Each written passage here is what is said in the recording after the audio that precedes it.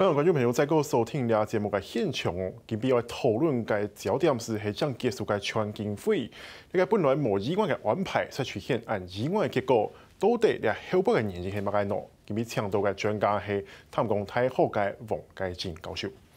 教授你好，你好，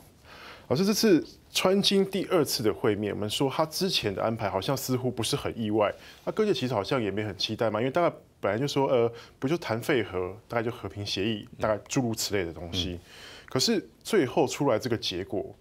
最後竟然是沒有協議，然後就這樣結束了。有外界甚至認為說，你沒有協議，至少也要握個手吧，連手也沒握到，是不是最後這個結果讓人覺得有點意外？對於傳統長期觀察這個國際政治、國際關係的人來講，這整個過程啊，就過去這2天的過程，確實是令人有一些意外。因為通常在元首峰會開始的時候，我們就知道應該是雙方的幕僚，尤其是高階幕僚都已經談好了，包括文字的部分，就好像我們現在去看未來幾天這個美中貿易。結果，我們其實是在2個禮拜以前就看到新聞，說雙方幕僚已經起草文字有100多頁，所以川金會的時候，我們以為美國跟朝鮮也是都已經談差不多，甚至有傳說他的協議其實都已經準備得差不多了嘛，對不對？我相信有準備，但是版本中間的文字差距太大，那麼所以有些時候元首峰會有這個功能，就是下面的人談不來。老闆、大哥、總統、國家領導人出面說這個問題答應了，解決了，也就解決了。所以在籌備任何大小國家都一樣，元首出面的時候，幕僚都會有2個基本上認知。第一個就是我要全部弄好，我才請老闆出面，老闆只是簽字握手。另外一個就是剩下最後一點，必須要留給老闆，留給總統來做最後的決定。那麼顯然，這個川金會在河內啊，就是這個最後一里路，最後文字上面，那麼還是有不可退讓的底線。那麼最後就變成沒有任何協議，就提前結束。所以老師，你認為說，就是你剛剛講的這2種狀況，其實這次川金會的結果是屬於後者。等於是還有一些文字上的結論沒有敲定。對，我覺得這一次川金會當然風險比較高，就是還沒有全部準備好，然後請老闆出面的風險會比較高。那麼可是川普他這個人基本上對於自己除了自戀以外，他也有過度的自信，是，所以他認為以他成長的背景經歷，那麼談判的技巧手腕，以及他個人的魅力，他認為可以克服，或者是讓談判對手接受他的看法。那麼，可是金正恩可能也不是那麼省油啊對，所以雙方都有不可退讓的底線，就會造成這樣破裂的結果。老師，你剛才有講到這條不可退讓的底線，當然可以看到說這一次其實美國期待的就是北韓能夠廢核的進程是完全不可逆、可檢驗，這3個。那其實川普其實一直在會前一直強調說，北韓其實都已經有這樣的誠意出來了，他們一直很想做，那我們也會盡量幫他達成。那金正恩呢，可能就是要美國完全撤除制裁，那當然這就是川普不可觸碰到底線，他認為說我需要一點制裁，是不是雙方在這個制裁跟這個廢核上面的這個想法沒有辦法最後達成一致？因為在談之前，雙方都說要完全、要完整的，也就是說，北韓希望是經濟制裁全部取消，那麼美國希望所有完全廢核。那麼，但是雙方都知道，完全廢核基本上需要一個很長的過程，因為既然說是可查證不可逆，你就需要一段的時間才證明是完全能夠達到這個標準啊，所謂 CVID。那麼解除經濟制裁也不是美國一家說了算，因為還包括聯合國大家的意見，以及哪一些項目可以解禁。所以雙方在廢核跟解除經濟制裁上面，其實都有階段性的事實。可是雙方叫出來的價碼是完全，而且是很快的。那么在这个上面，恐怕双方谈不拢，就在这个能不能够接近双方底线，能不能接近，但是结果是没有。是不是一开始双方就是已经把自己的底线完全锁死，造成说这次最后这一里路的谈判已经没有什么弹性可言了？其实金正恩面对是他自己，因为他一人独大嘛，北韩内部即使有反对声浪，也不会被报道，所以他的部分比较好解决。可是川普变成了很大的一个变数。去年他借的6月份的新加坡川金会，那么让他在帮这个期中选举的时候，他同党的议员拿来一个可以说的政绩，就表示他外交上是有成就的。那么现在他马上面对明年这个时候，他就要进入民主党、共和党初选的这个阶段了。也就是说，美国明年要选总统，川普需要更多的外交成绩单才能够缴卷。那么美朝关系是一个美中贸易是一个，另外当然美俄关系现在很低档那么中东问题很复杂，所以如果美朝关系能够推进，那么以及马上要到来的美中贸易战是不是能够达成一个协议变成川普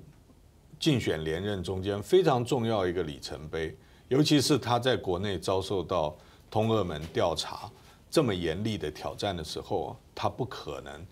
说每一个战场包括外交的、内政的战场太多了，对，都失败的话，那这样子对他的声望也会有很多负面的影响。所以在谈的过程当中，川普他内心的悬念就高于金正恩了。老师，你看到这个所谓的内心的悬念，当然你说可能跟他的未来的连任之路是有关系的。当然，他也有自己也说到说，我们宁可以后慢慢再讲嘛，就类似这样的意思。那他也不急着说要达成协议，但他们已经有很好的一步进展，是不是也希望说透过这样子让？也是告诉自己美国的国内人，就你要托付给我，我还是可以继续跟他谈因为他之前拿奥巴马做比喻，我们差点开战嘞。那当然，就是说，今天我们至少要给川普一个这个比较高的分数的，就是在他决定要跟金正恩会面之前，我们不要忘记，几乎整个2017年下半年到2018年上半年，全部都是朝核危机。如果不是川普总统，他非典型非传统的一种行事风格，我们很难想象。我们念了国际关系念40年的人，很难想象说这个美国总统会在这种情况跟一个独裁者完全敌对的国家那尤其是共和党的总统。那么，所以川普在这整个过程当中，已经给别人一个就是说印象。就是说，如果是别人在做美国总统的话，那么很可能当时的朝鲜半岛危机走向军事冲突的几率就高很多。那么他把这个给挡下来，这是我们必须要给他及格的部分。但是问题是同样的，如果朝核问题那么好解决就是除非美国让步，可是美国有不可退让的地方，尤其是这个核子武器。它威胁到不只是美国本土，还有美国亚太的盟邦。那么，所以美国要继续做龙头大哥，他就必须要解决朝核问题。那么，这个解决本来就是漫长的，过去一再的反复90年代初期弄了几年，后来回到原点然后过了2000年以后又弄了几年，又回到原点。所以，川普他在这个恶性循环中间，他找到一个突破口，可是到目前为止，我们还没有看到一个最后解决的那个灯光，还没看到。老师，你刚刚有讲到这个90年代的时候，那时候会让我想到这次谈判跟1986年的美俄之间在雷克雅维克的这个谈判现武谈判的部分，是当时雷根总统也并没有同意，但隔了1年之后，双方突然就这样达成协议了，而且可能是一个更好的协议。川普是不是也有这样的打算？当然啦，这个雷克雅未克，这个我们都记得，就是雷根总统在没有达成协议情况之下离开。那么大家当时我在美国念博士班也是我们关注的一个焦点那么我觉得最起码感觉上就是说，双方并没有太过完全不一样的这个事后的说法。你看川普的记者会，还有国务卿 Pompeo 的记者会里面的讲话都留有余地。那么金正恩是不会开国际记者会的啦啊，但是我想在未来的几天，那么包括他可能还要见一下习近平，包括他有可能透过北韩的报纸的社论，那么来针对这一次川金会来发表北韩的立场。目前我们知道的都是美国的立场，但是好事是说，目前为止都没有讲北韩还没发生这个恶言呐，没有口出恶言，就表示未来还有机会，而且双方说并不是很生气的离开啊，至少川普的说法是双方讲好了，就今天谈不成就谈不成了，但是我们继续谈。那么这个国际事务中间本来就是打打谈谈的，有交锋。那如果每一次谈判都会有结果的话，那也太神奇了，天下太平了嘛，对不对？对，所以当然也给我们研究国际关系的人很多挑战啊，因为我们要不断的修正自己过去的经验，然后吸收新的可能性，然后再去做比较正确的分析。所以我一直感觉好像自己到现在博士都还没毕业啊。老师，那你刚才有讲到说，其实双方也不算不欢而散啦。其实这个川普在会后也蛮赞许这个金正恩，说也是一个伟大领袖，也是一个我可敬的朋友之类的这样的言论哦。所以其实你刚才有提到说，川普在这次谈判当中，比较失败的地方就是其实他过于信任说自己的个人关系可以决定这个突破性的协议。私人关系啊，比如说一回生二回熟，或者是我不断的称赞你，然后要换取你退让你的底线，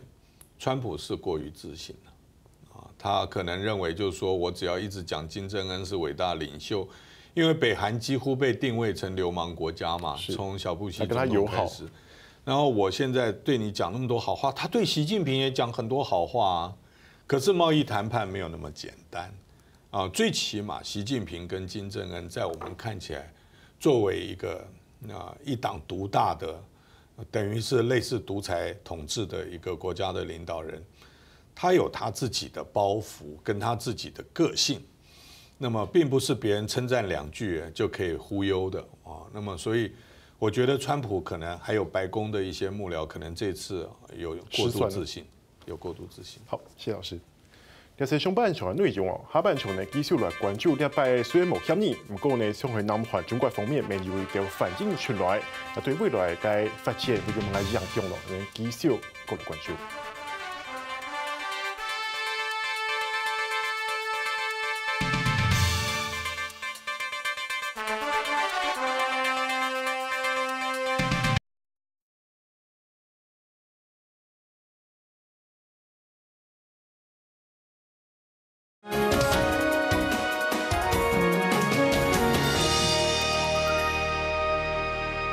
那觀眾朋友繼續收聽節目嘅現場，下半場繼續請教嘅韓係黃介金教授。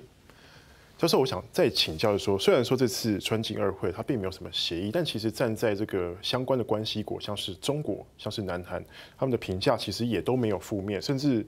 南韓呢也認為說這次其實大家其實都已經有進一步了，都已經更往前一步了。那這對於這個長期推動致力於改善這個兩韓關係的，尤其像南韓的總統文在寅來講的話，這次對他來講真的很意外嗎？還是說反而，美朝關係並沒有他想那麼好，他反而會鬆一口氣？老師你怎麼看？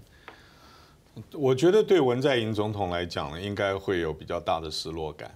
啊。為什麼？因為大韓民國的總統只能做一任5年。那麼他佔的優勢是他在他任期的開端的時候就已經啟動了南北和解這樣子的一個進程。那麼再加上川普，所以我們今天我們在就是過去1年或是半年多看到的電視上面的報道，對國際關係的人來講是太陽、地球和月亮成一條直線。就是說你要剛好碰到，比如說美國如果總統不是川普，對，南韓總統不是文在寅，這些事情都不會發生的，应该不会。如果奥巴马跟朴槿惠，怎么会跟金正恩玩成这个样子？所以他刚好是站在一个历史的关键点上面，也就是说，刚好这些星球刚好对上了。这些领导人有这样想法。我讲到这里为止，我马上回到文在寅。如果不是文在寅，他在前任卢武铉担任总统的时候，作为国安会秘书长，卢武铉总统那个跳悬崖自杀的卢武铉，他自己就是一个促进南北和解的一个理念。那么文在寅等于是继承他的理念，那么所以他是最积极、最主动推动这个南北和解的。那么刚好碰到金正恩有一些改革开放、发展经济的想法，所以南北中间就出现了这样子的可能性。再加上川普，所以文在寅一直希望这个进程能够走快一点，因为越到总统任期的后面，可能一方面内部这个机遇就越来越小了，达成谈判结果的几率就更小，而不是光达成谈判，而是希望在自己任内达成协议。结束敌对状态，签订和平协议，南北开始交流，还必须在自己任期里面，让我自己来在做总统的时候或大统领的时候，能够有一段时间把基础把它打下来。那么时间越往后拖，他的压力就会越大。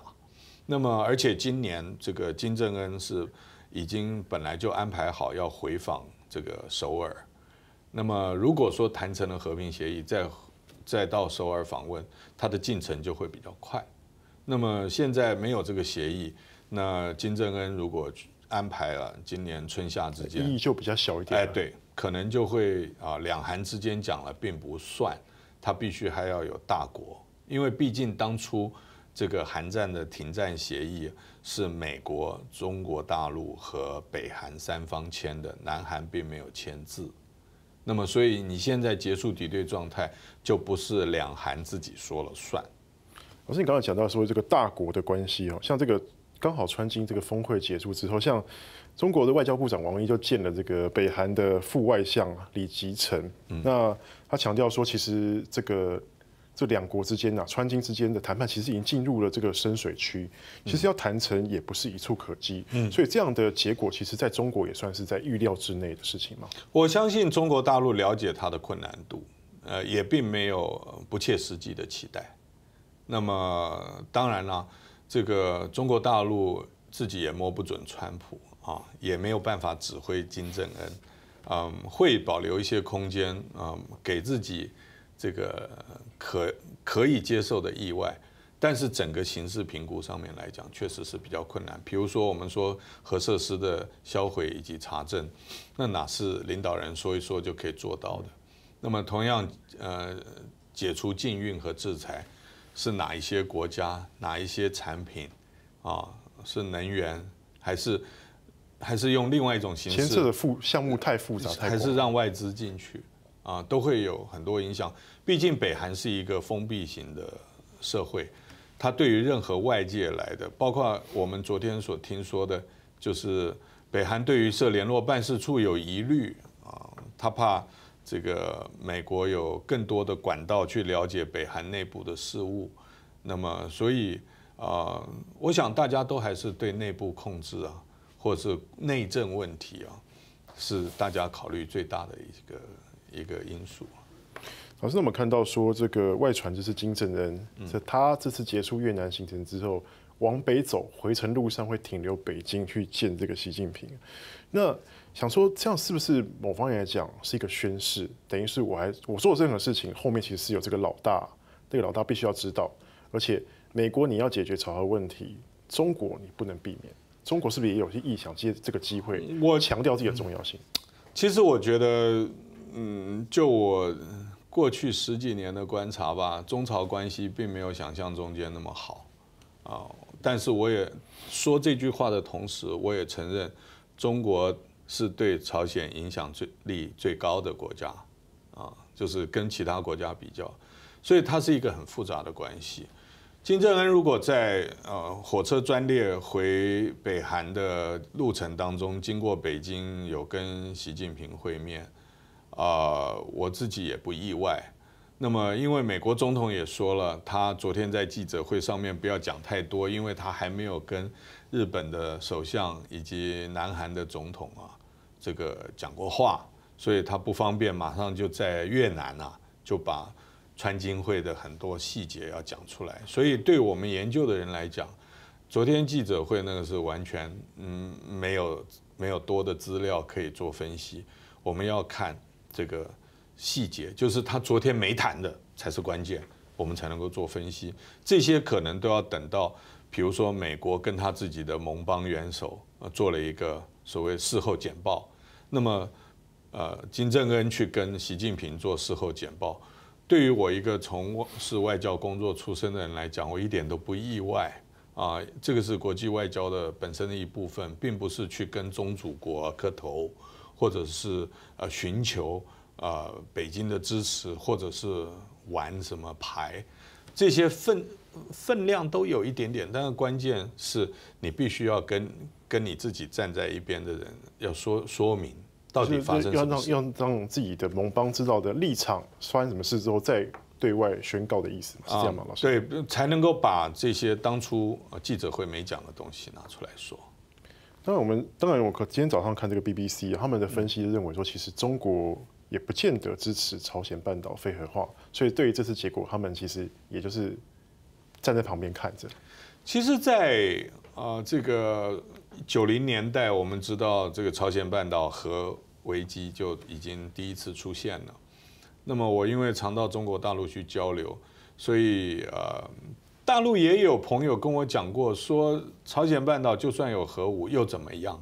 我们周边一堆核武俄罗斯有核武，印度、巴基斯坦都有核武，然后再多一个，只要你不敢打中国，不敢对付中国，用核武器对付中国，那我们就只能接受，也可以生存，那他们也不敢。这是比较少部分人论调，但是就中国大陆本身来讲，不希望一个拥有核武的朝鲜半岛是符合中国的整体利益，所以在朝鲜半岛无核化上面，中国大陆是有比较明确的立场，就是希望整个韩半岛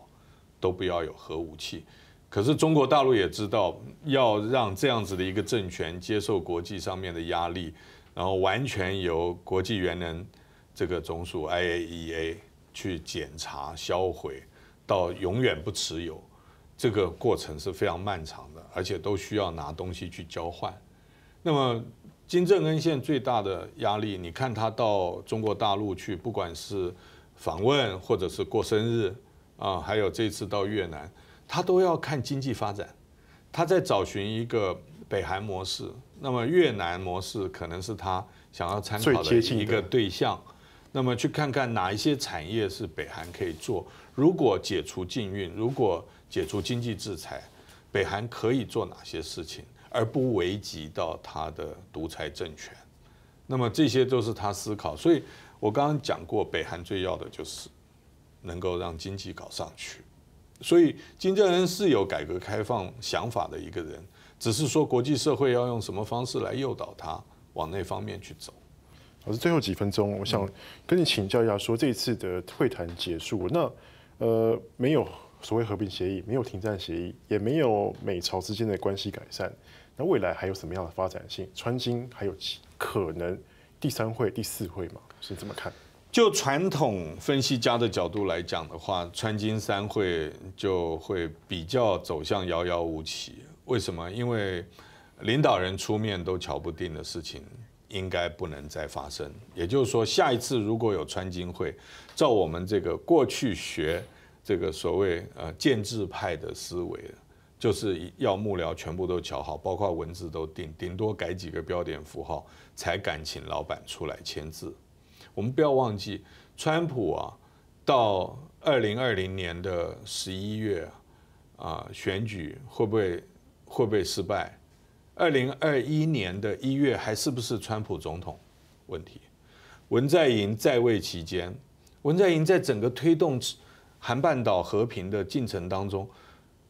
韩国内部的反对声浪很大，质疑声浪很大，有亲美派，有缓和派，还有政治上面的反对派。所以文在寅把这一些人通通都箍在一起，让他是用民众期待韩半岛和平的那种动力跟期望，把它往前推。所以再过，我们可以谈未来，当然可以，但是这个太阳、地球、月亮可能换了，不一定斗得到一条线。所以说，这等于是现在的机遇，应该已经算是最好的，都没办法谈成。对，所以牵涉复杂，太复杂，它有太多层面要顾及。老师你的意思应该是这样。对，所以我们才会有那么高的期待。好，老师。